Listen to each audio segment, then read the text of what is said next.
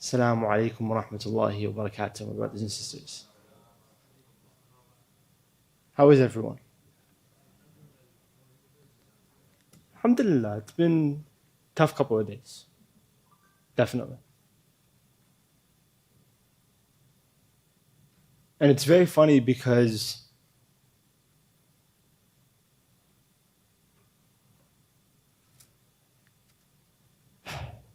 I find myself for the first time to be very nervous about speaking.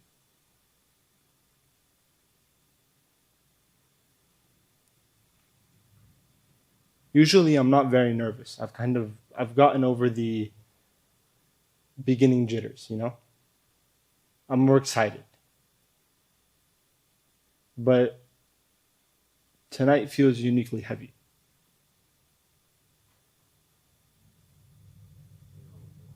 It feels uniquely strange. And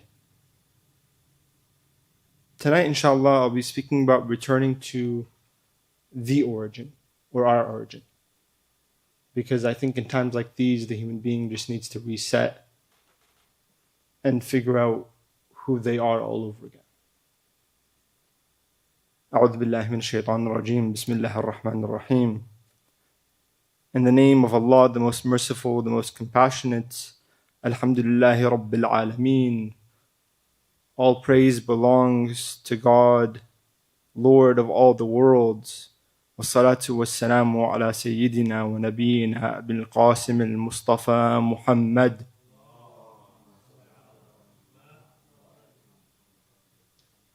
O Allah, send your blessings upon Muhammad and the family of Muhammad. Allah subhanahu wa ta'ala began the revelation with 5 ayahs. I'll focus on 3 of them tonight, inshallah. He says in his holy book, اقرأ اقرأ باسم ربك الذي خلق خلق الإنسان من علق اقرأ وربك الأكرم. Read in the name of your Lord who created.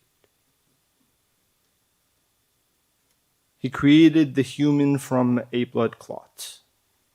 Read, and your Lord is the most generous. The first instruction given to our holy prophet, the seal of the messengers in his prophetic journey, was to read. Why? To remember. The human being was born forgetful. That's human nature. The human being learns, excels, then forgets and falls apart. That's how the human being works. So Allah continues to repeat in the Quran. He continues to give you reminder after reminder. He then comes in another point and says, وَلَقَدْ صَرَّفْنَا فِي هَذَا الْقُرْآنِ لِيَذَّكَّرُوا. We have repeated in this Quran so that they may remember. This holy month repeats. The stories of the prophets and the messengers and the companions repeat. The warnings repeat. The calamities repeat. The tragedies repeat. Death repeats. They continue to repeat. Because you give the human being a powerful message. Something that really shocks them to their core. And you'll change them for 5 weeks. 2 months if you're lucky. Then they move on. They get busy. Not maliciously. They still want to care. They still want to work. But life gets in the way. You can't really volunteer anymore when you need to take up more hours at work. It's hard to show up to the masjid when you had to pick up another job. Life just gets in the way. And then people forget and they fall back on old habits. A couple years ago, 2 or 3 years ago, here at the ICOC, in one of the first Friday youth nights, we had my dear brother, Dr. Shayan Durudi, with us. And he talked about a very interesting concept called ring theory. And I remember at the time, his lecture was very interesting and the way he was speaking was very captivating, but I didn't really understand the idea he was talking about because it was a mathematical concept and math was never really my strong suit. But it always kind of stuck around in the back of my mind that, hey, this is something that's interesting. Look it up. Figure out what it is. And so then I looked it up and I found out it's actually extremely simple. Essentially, a ring is a system where everything stays inside as long as it is connected by one identity. You have a ring, circular motion. Things repeat. And the repetition continues as long as you have one singular identity. Numbers, for example. 1, 2, 3, 4. All different numbers, right? They all look different, they sound different, they do different things. But they all have one identity, that they're a number. They're an integer that adds or subtracts. You multiply them, add them, divide them, create as many new ones as you want, take away as many as you want. They stay a number. Correct? In that same way, my brothers and sisters, we have to find our anchor points. What is your identity?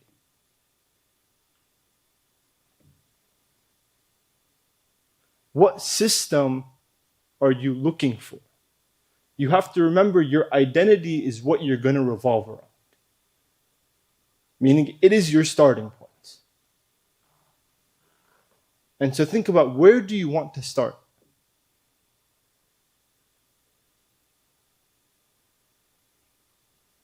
Do you want your life to revolve around your work? Around your kids? Around your community?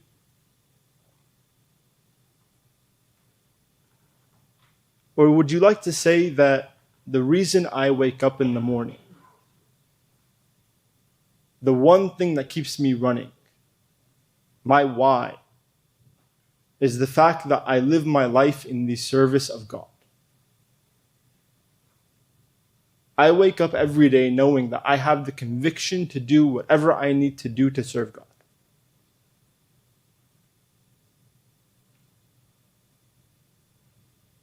That way, whatever happens, whatever calamity affects me, whatever good happens to me, I remember that I only achieved that by serving God.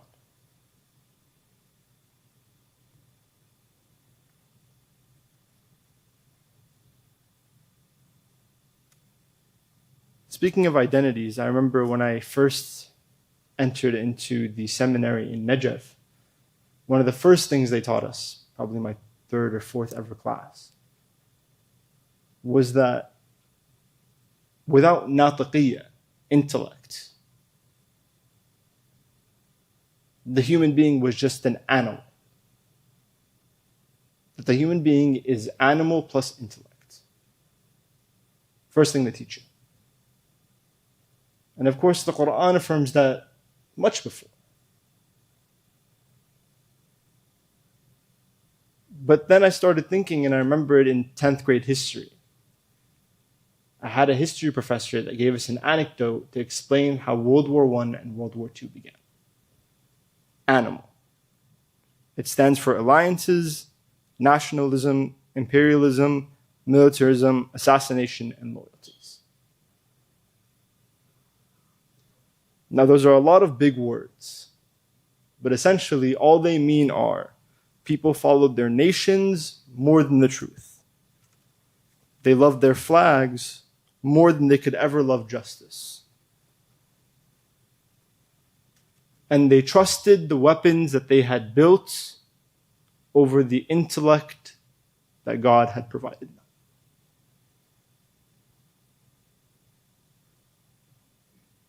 It's funny, but if I don't give this scenario a name, you can think of so many different scenarios where this fits.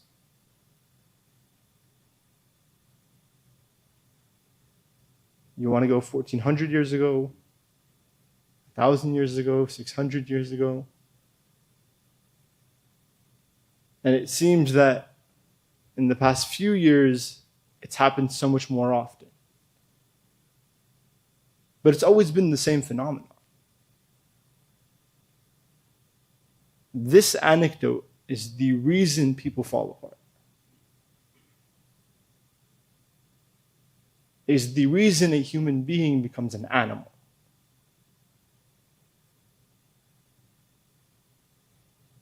When you look at World War I, the breaking point, the thing that broke the straw that broke the camel's back, was this shot heard around the world. One bullet. The assassination of Archduke Ferdinand started a world war. But you see, that doesn't make sense. How can one person dying start such a mass catastrophe? That assassination can't be the reason. What's the reason? It's because people allowed hate to take over. They started favoring nationalism and weapons and power and gaining land. And they moved away from what the fitrah, what the source of the human being is.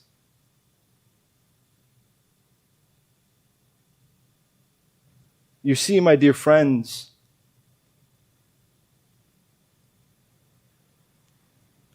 I may not know much in life, but what I do know is that there are individuals that truly knew God and loved God. They truly did. If you want a successful life, you base it around those individuals. You try your best to be as good as they can. And inshallah, we'll continue with a story from our fourth Imam after your loudest salawat ala Muhammad wa ali Muhammad.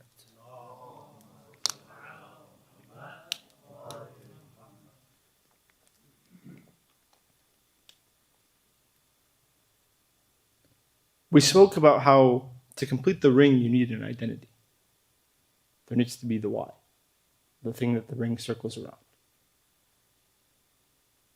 The identity of the believer is not their nation, their language, their culture, their wealth, their tribe, none of that. Allah commands the Holy Prophet in the Quran, when speaking to his community, to say, قُلْ لَا أَسْأَلُكُمْ عَلَيْهِ أَجْرًا إِلَّا الْمَوَدَّةَ فِي الْقُرْبَى. I ask no reward of you for everything that I have given you from the beginning. I want no reward from you except that you show mawaddah to my family. Mawaddah in English is love. In Arabic, it means the kind of love in which you are willing to serve a person night and day simply because of how much you love them. Mawaddah. It's a loyal kind of love. A love of servitude.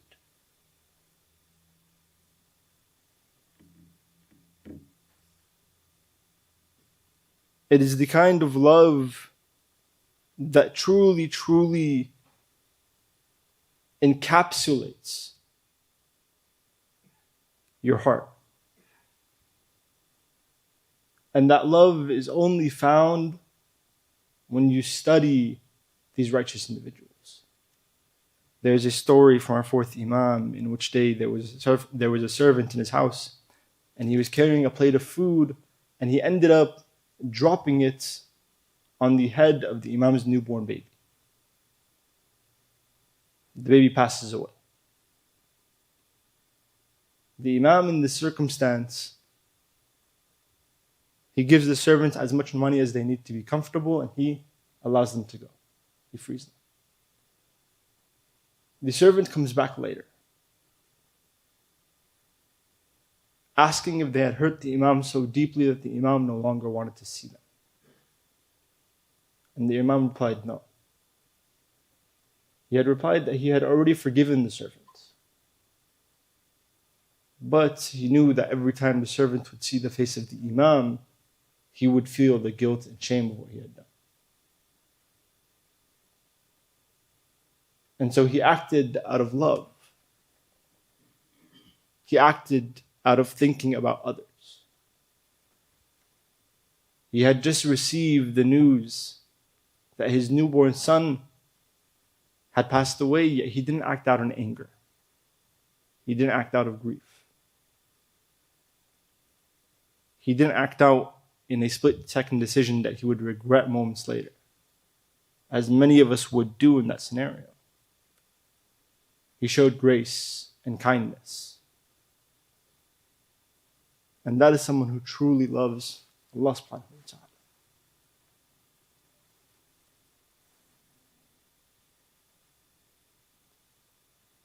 When I first got to Najaf and I started studying the fiqh rules, I remember we got to the point where we were talking about the burial of the Muslim.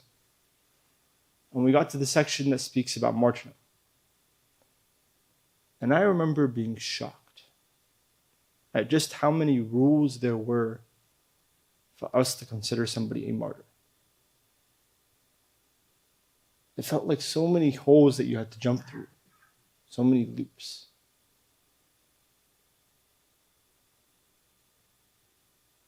And I remember sitting there and thinking, when did martyrdom become such an exclusive club?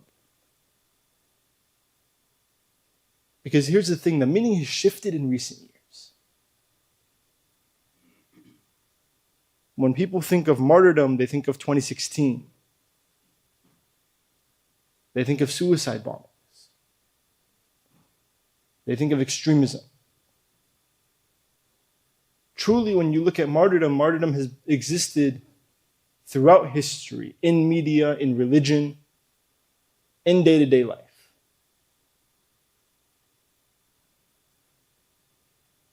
It means believing in something so much that you are willing to die for it. That the only way that you would die happy is on that path. There is no violence involved. There is no extremism involved. All it simply means to want to be a martyr in Islam is that the day that your Lord comes to collect your soul,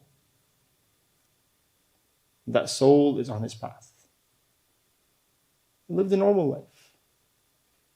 It didn't do anything crazy.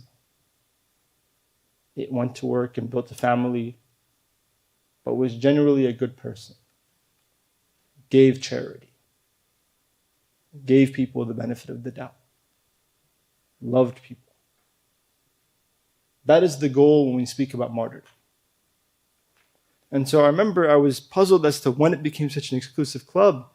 And I went to one of my teachers after classes, and I was explaining this idea to him, and he reminded me of the hadith that I think almost every Shia has grown up on, in which the Prophet says, and it's a very long hadith, but he begins with, "Man mata ala hubbi ali Muhammadin mata shahida." That the one who dies on the love of the family of Muhammad has died a martyr.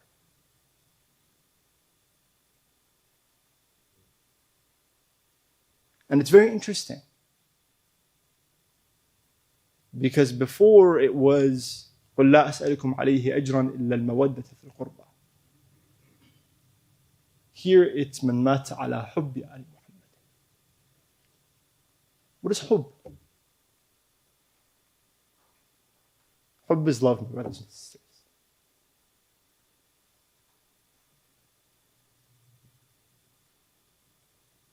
And loving someone does not mean you always agree with them. Loving someone doesn't mean you're always there for them. It doesn't mean you're always close to them. It means that you never forget them. That's true love.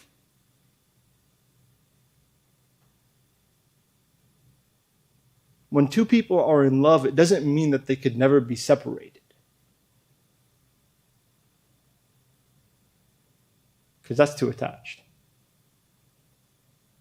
It means that even if you did separate them and throw them on the ends of the earth, when they found each other, it would be like nothing ever changed. That is love. That is love.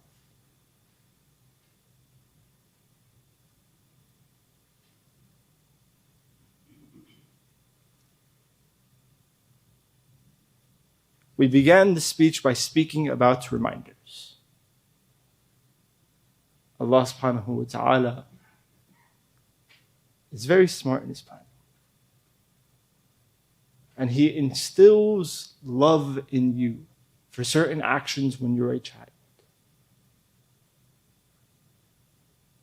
Things like giving in charity. Things like complimenting people, smiling. Things like being polite. Things like working as a team. From when you're a child, society teaches you these things. Life teaches you these things. And so as an adult, even though maybe it's been a long time since you've given charity, the moment you give charity, that warmth is there again. That I remember when this was easy for me. I remember when this was my routine. The same goes for the Ahlul Bayt alayhim as-salam. We always hear, especially in the month of Ramadan, the hadith from the Prophet in which he urges you to excuse your brother 70 excuses. It's a favorite in Allah. Right? Because the month of Ramadan is about fixing yourself. And while it's okay to make mistakes, people feel embarrassed of their mistakes. And so to save face, they say, oh, give me 70 excuses. But in fact, they don't need to ask for any excuses. They made a mistake, it's okay. Everyone's on a journey. Move on.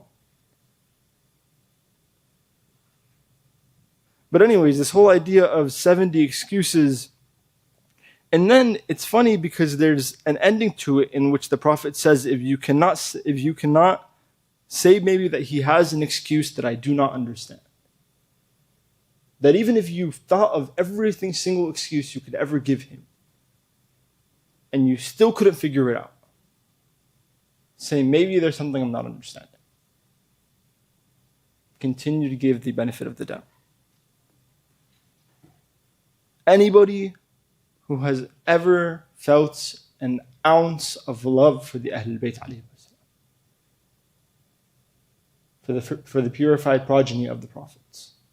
Anyone who's felt an ounce of that love. An ounce. A single spark. I implore you, look past the Shia people. Do not look at our communities. Because what you will see in our communities are people on a journey. Learning. At all stages. Some people have been on this journey much longer and have gone a much longer way, and some people are just beginning. But we make mistakes. We will not be the perfect representation of what Shia Islam is. Because we're learning. We're evolving. And we're human and we make mistakes. I implore you to look at the Imams of the Ahlul Bayt alayhim as-salam. The greatest da'i, the greatest guide The greatest scholar to the school of Ahlul Bayt is the Imams themselves. The Imams, their companions, the scholars, those of us who have truly dedicated their lives to this religion.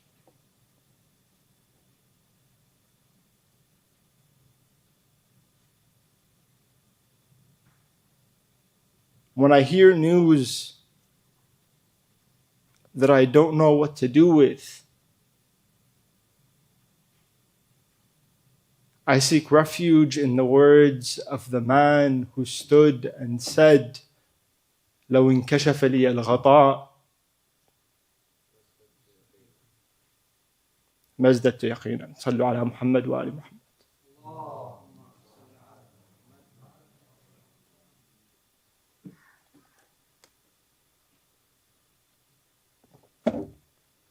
This man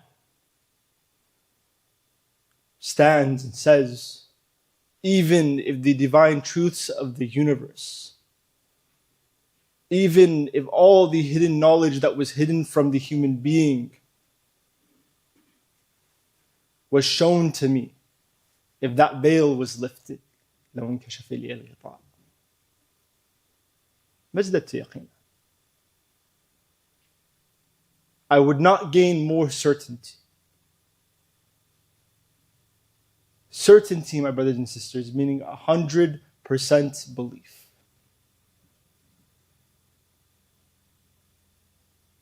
Why?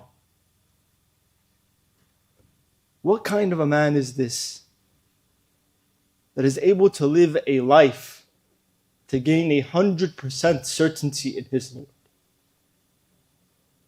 Yet then on his deathbed, when he is asked by his companions, who are you in the eyes of Allah subhanahu wa ta'ala? In the eyes of God, who are you? He says, أنا عبد من عبيد محمد.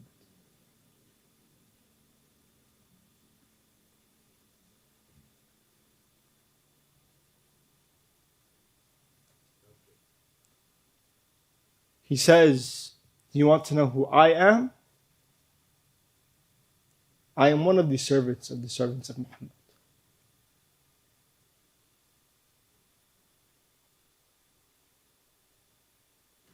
I am of little importance.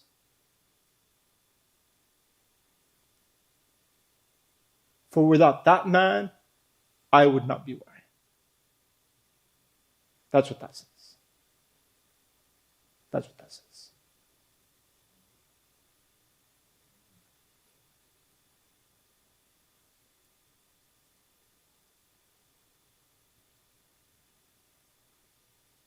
And then people ask why the Ahlul Bayt alayhim salam seem to be favored by God. Seem to be favored by God.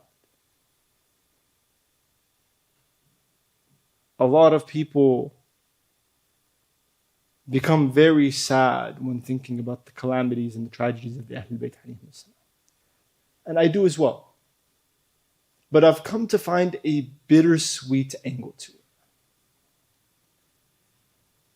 Because for so long, I was so hurt by this fact that these amazing individuals had to face loss after loss after loss. And I realized what Allah subhanahu wa ta'ala, what God was showcasing, is He was saying, look at this group of people. Look at what I throw at them. The worst that the world has ever seen. And will ever see. Yet watch the grace that they handle it in. Watch their humility. Watch how you will never see their faith in me waver. Even though I've thrown them in the middle of a hurricane.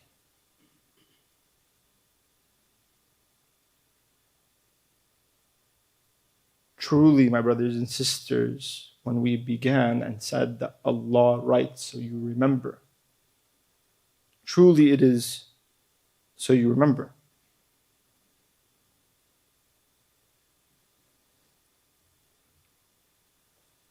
I want to end off with two things and inshallah short dua for our brothers and sisters around the world.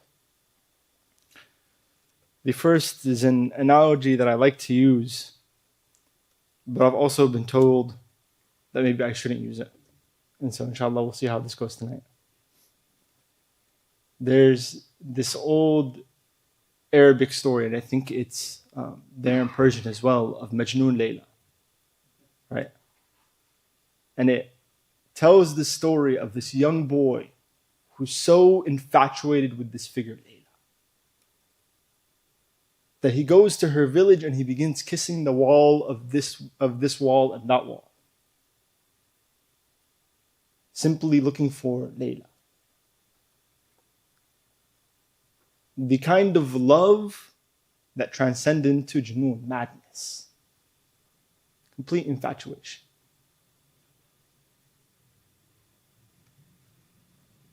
When you find somebody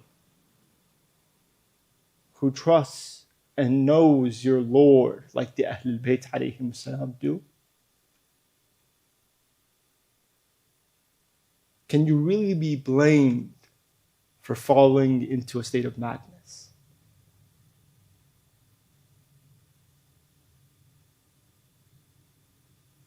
Can you really be blamed for kissing a door and a shrine, hoping that you're actually reaching out and embracing the essence of that person who loved God, so that maybe you may as well love God?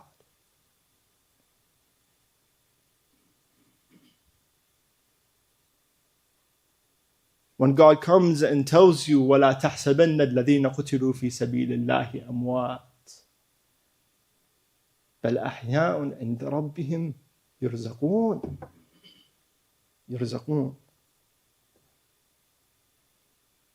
Do not count the one, that person who died on the sliver of love for the family of Muhammad. Do not count that person as dead. صلوا على محمد وآل محمد.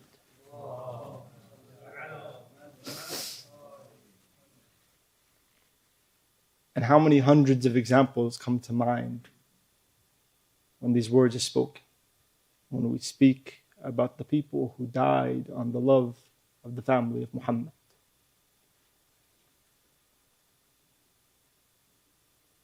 That person who dies on the family of Muhammad is now receiving rizq from Allah subhanahu wa ta'ala. Now you may come and ask, what is that rizq? What is that rizq? What is the one thing that the person who truly loves the Ahlul Bayt alayhim salam really wants? I remember one time I was sitting in a gathering. And Arab gatherings, somebody's pouring the tea and then putting it out. And one of the older men in the gathering calls out and says, Insha'Allah, you pour tea for the imams in heaven.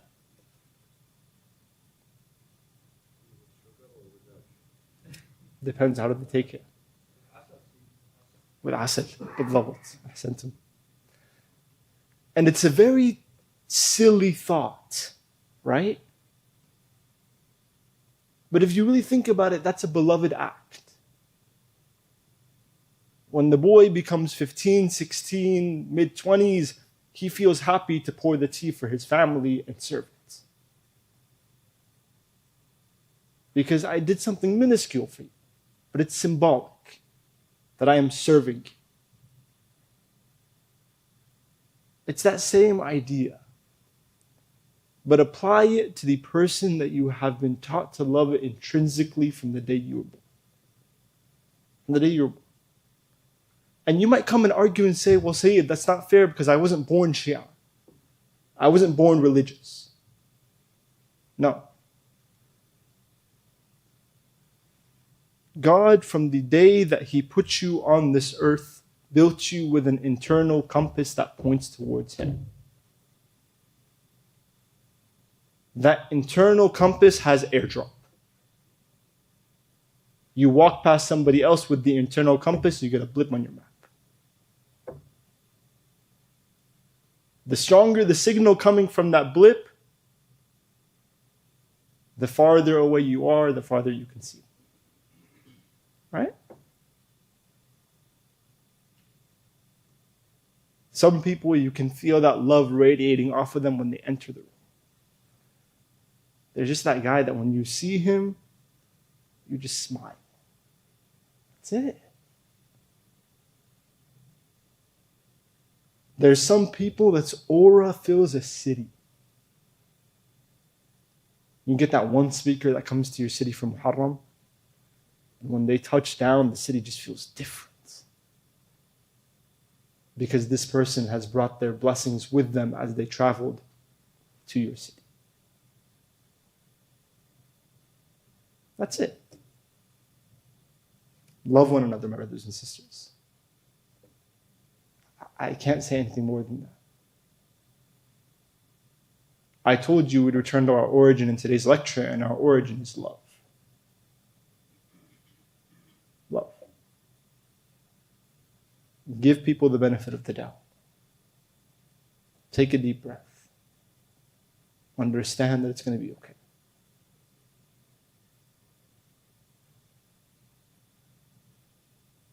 I went to an Islamic high school, and so when my history teacher was giving us that animal anecdote,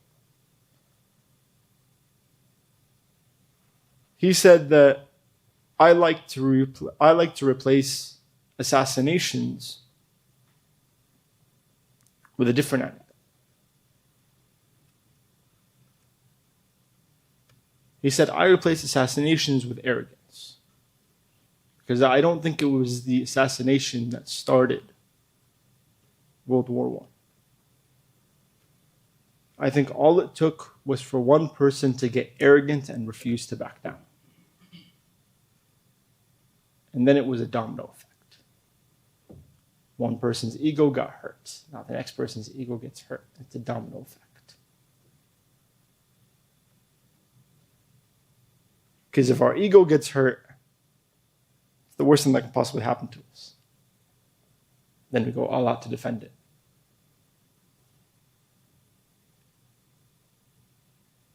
World War I and World War II and the Civil War and every other war on this planet could have always been avoided if people were just humble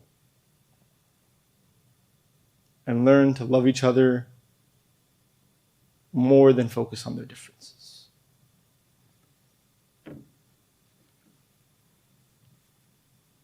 Oh Allah, in this holy month, I truly, truly ask that you accept our actions, our sincere actions. You once said that a person can only know if the ziyarah of the graves of our imams is accepted when a tear falls down their eye. Oh Allah, allow me this Ramadan to cry many tears for your beloved ones. Oh Allah, allow this pain, allow these trials, allow these tribulations to teach me to love you and to bring me back to you.